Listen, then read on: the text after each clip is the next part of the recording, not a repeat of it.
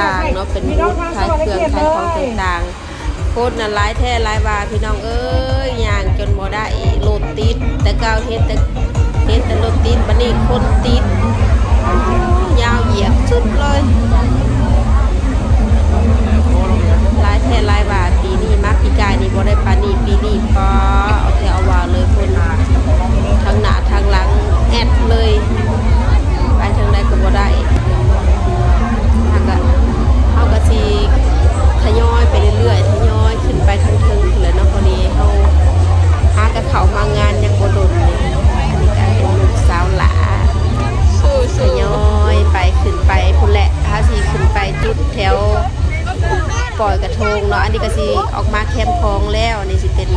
หม่องขายลูกโป่งมีไฟออกมาแคมป์คลองแล้วก็สิหาหลอกจุดที่สิลงลอยกระทงเบิ่งว่ามันสิมองใด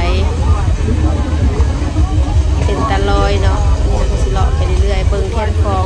ฝั่งไทยก็งามพี่น้องกับเจ้าก็หลายเครือไผคือกันหลายเครือไผหลายกระทงคือกันบ้านเฮากันหลายอยู่เด้อล่ะเอ้ยมันลมบ่แฮงคือเดือน12แคมป์คลองก็สิประมาณนี้วางเดือน12น่ะบ่มืดคืออยู่ฝั่งเฮานะฝั่งนั่นแหละแจ้งมีกระทงไหลตามสายน้ำลงไปฝั่งไทยก็ค่ะ2ฝั่งระหว่างฝั่งสวรรณเขตกับฝั่งมุกดาหารเนาะฝั่งมุกดาหารก็สิเป็นมื้อสุดท้ายแล้วเฮาก็สิเลาะไปรอหาซื้อกระทงก่อนพี่น้องแล้วก็สิเป็นร้านขายเครื่องแถวแคมป์คลองหั่นล่ะคนหลายแท้หลายว่าซอยทางใดก็เต็มอันนี้ก็สิเป็นโคมไฟเนาะปีนี้รู้สึกว่าโคมไฟบ่อยากหลายปานใดบ่ทอปีกายนี่กระทงก็มีกระทงงามๆกระทง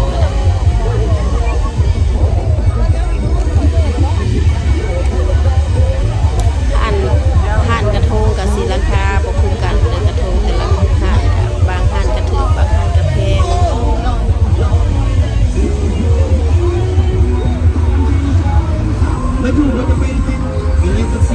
สิเลาะไปเรื่อยๆงามนะก็จะเห็นนะ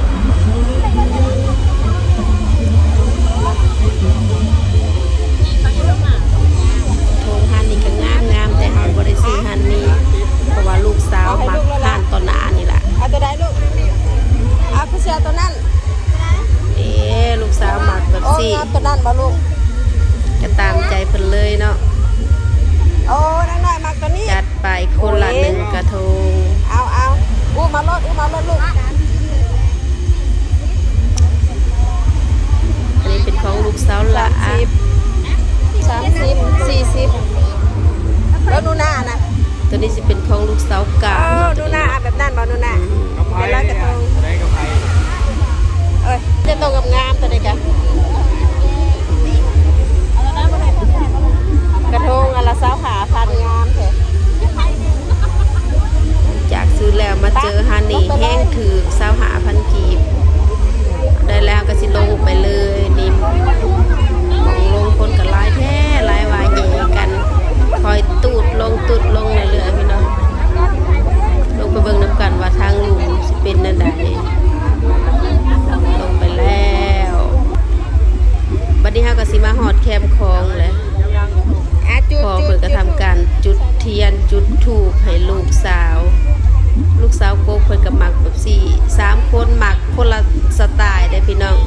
3สาว3สไตล์มักบ่คือกันพ่อกับแม่นี่แม่นบ่ได้เอาอันนี้จะเป็นเรือไฟที่กระเจ้าลองลอยอยู่ในหน้าน้ำกระทงก็หลากหลายลองลงไปเรื่อยๆแต่เสียอย่างหนึ่งไฟมันดับเนาะพี่น้องกระทงน่ะหลายอยู่แต่ว่าไฟบ่หูตามสายพร้อมเพราะว่าเป็น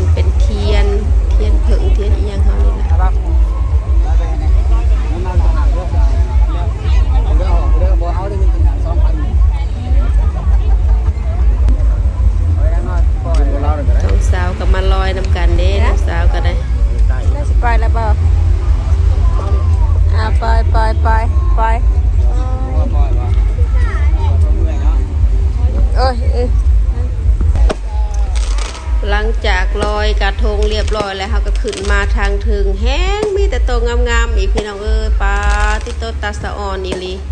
ห่านขายกระทงหลายๆห่านมาเจอหมองนี่ก็เจ้าจูดผูเขาก็ยุดเบิ่งน้อยหนึ่งเนาะจูดผูขึ้นไปถวายพญาแถนหลังจากเบิดผูแล้วเขาก็สียางเลาะไปหอดโซนเครื่องหลินลูกสาวก็อยากหลินเครื่องหลินบัดนี้เฮ็ดได้ไปหลินรถพี่น้องมานั่งรถหมุนนั่งรถหมุนคนเดียว